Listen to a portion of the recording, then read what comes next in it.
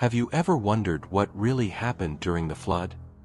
That story we learned as children about Noah, the ark, and the animals entering two by two. But does the Bible really tell us everything we think we know about the flood? The truth is, we often overlook the deep and powerful details of this narrative, missing the impact it has on our lives today. The story of Noah is not just a tale of a man who built a boat, it's a portrait of God's justice and mercy. Noah wasn't just a man of faith. He was an example of perseverance in the midst of a corrupt society, and that's something we can all learn from. And what if I told you that the true meaning of the flood goes beyond what you imagine? Let's discover together what the Bible really says about Noah, the ark, and how this story connects with our own journey of faith. The world that existed before the flood wasn't so different from the one many of us live in today in terms of rejecting what is good. Humanity, distant from God, was immersed in violence, corruption, and wickedness. Genesis chapter 6, verses 5 to 6 speaks of a world filled with evil thoughts and hardened hearts. God saw that every inclination of the thoughts of the human heart was only evil all the time. Sound familiar? In many aspects of daily life, we see the consequences of violence, lack of empathy, and a world where many ignore or distort divine values. To understand the flood as explained in the Bible, we must first understand this context of human decay. The flood was not an impulsive act, but the consequence of years and years of rejecting what God, in His mercy, had offered. When humanity turns away from God, consequences follow, but it's important to see that the flood wasn't just divine punishment, but a response to growing iniquity. Humanity had turned its back on everything good, and although God had shown great patience, the time for judgment had come. Thus, the story of Noah and the flood is not merely an ancient narrative, it is a timeless warning. God saw the evil, but at the same time, He saw beyond it and acted with a purpose rooted in mercy. Even in judgment, God preserved a path to salvation.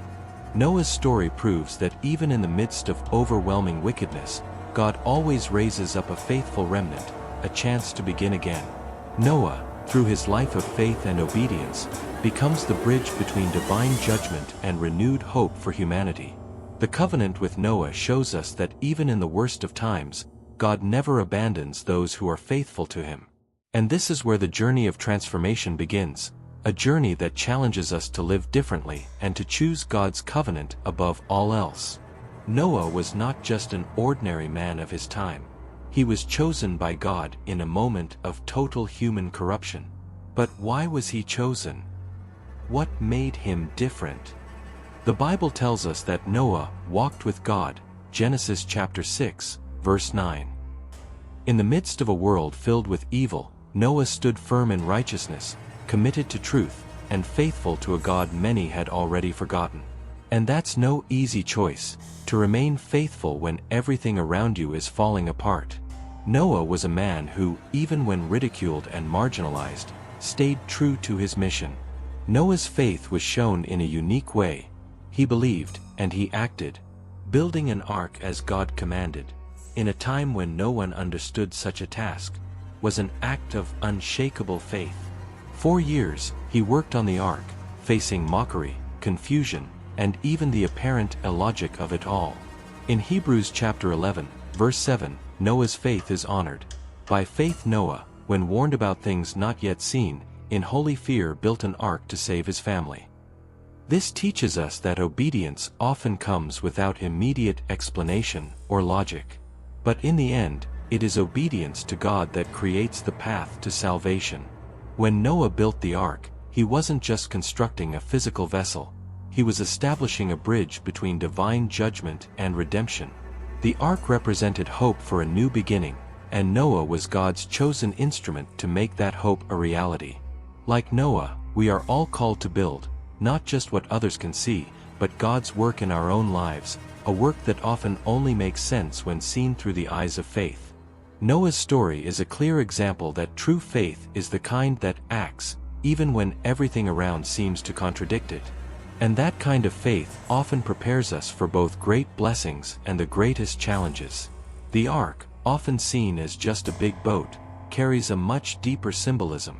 It is a powerful symbol of God's plan of salvation. When we look at the ark, we see more than a wooden structure. We see a divine refuge in the midst of judgment. The floodwaters, which brought destruction to the wicked, became the means of salvation for Noah and his family. Just as the ark saved them, Christ is our ark today, protecting us from final judgment, offering us salvation through his death and resurrection. The wood of the ark reminds us of the wood of the cross, both symbols of God's mercy. The connection between the ark and the church is undeniable. The church, as a place of refuge, is a spiritual ark where the faithful find protection, faith, and salvation. Just as Noah and his family entered the ark to escape destruction, Christians are called to enter the church, the ark of salvation offered by Christ. This connection becomes even clearer when we understand that the ark, made of wood, points us to the cross of Christ, made from the same material. It is through the cross that we are saved, just as it was through the ark that Noah and his family survived the flood. And why is this image so important for us today? Because the ark is not just a relic of a past event, it's an invitation to a personal decision of faith. In 1 Peter chapter 3, verses 20 to 21, the apostle reminds us that baptism, which now saves us, is a reflection of Noah's ark. It is through water that we are purified. So, when we reflect on the ark, we are being called to enter the refuge that God offers. And the great lesson of the ark is this: to be saved, we must trust in God, even when the path seems difficult or meaningless in the eyes of the world. After the storm, something new arises. The flood may have brought destruction, but it was also the prelude to a new beginning. The waters of judgment made way for a renewed covenant between God and humanity. The rainbow, symbol of that covenant, appears on the horizon as a visible sign that God will not abandon his people. He promises never to destroy the earth again with a flood. This promise is more than just a natural sign. It's a constant reminder that, despite the storms and struggles of life, God is faithful to his promises. The covenant with Noah is not just any contract. It represents renewed trust between God and humanity. After the chaos, the rainbow becomes a visible reminder that even though humanity fails, God always offers a second chance. This commitment from God doesn't depend on human perfection. He promises to be faithful, even when we are not. It's one of the most powerful lessons in the Bible. God's faithfulness is not based on our perfection, but on his mercy. The rainbow is the visible expression of that grace.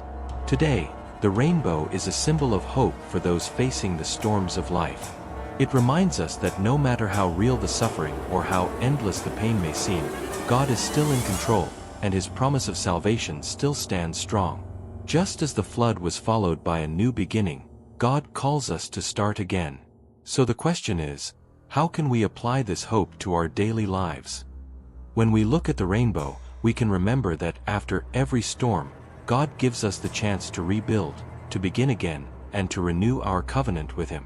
What do you think about reflecting on how the story of Noah and the flood can impact your life? Maybe you're going through a storm right now, but like Noah, you too have the chance to build your ark, to take refuge in what God has prepared for you. Noah's ark wasn't just a wooden structure, but a symbol of salvation and hope. And just as God made a covenant with Noah, he also invites us into a covenant of faith and trust. How have you been living your faith in times of hardship? What can you learn about God's justice and mercy in this context? If this video touched your heart, subscribe to the Faith Between the Lines channel and turn on notifications so you don't miss any content. Let's keep exploring the Bible, chapter by chapter, in search of the lessons God has for us today. Are you ready for the next journey?